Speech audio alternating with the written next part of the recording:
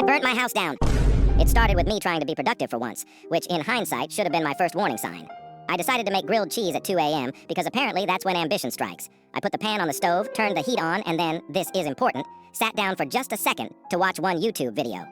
That video turned into 5. 5 turned into an entire rabbit hole about why smoke detectors only work when you don't need them. That's when I smelled it. At first I thought, wow, this cheese is really going for a bold flavor. Then I saw smoke crawling out of the kitchen like it had malicious intent. I sprinted over and discovered the pan was no longer cooking. It was forging itself into a new metal. The bread was gone. Not burnt. Gone. Like it had accepted death.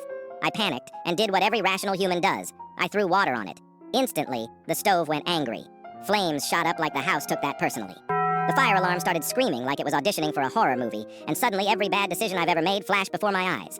I grabbed the pan, burned my hand, dropped it, and watched it slide across the floor, setting a small but very confident fire trail. Now I'm coughing, the alarm is yelling, the flames are spreading, and my brain is just looping. This is not how I wanted character development. I tried to smother it with a towel. Bad idea. The towel chose violence. At this point, the kitchen looked like it was being remodeled by Satan himself.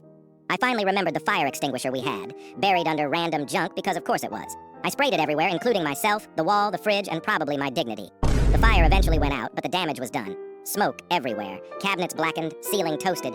The house smelled like burnt regret and expired dreams. When the fire department showed up, one of them asked what happened. I looked him dead in the eye and said, I tried to make grilled cheese.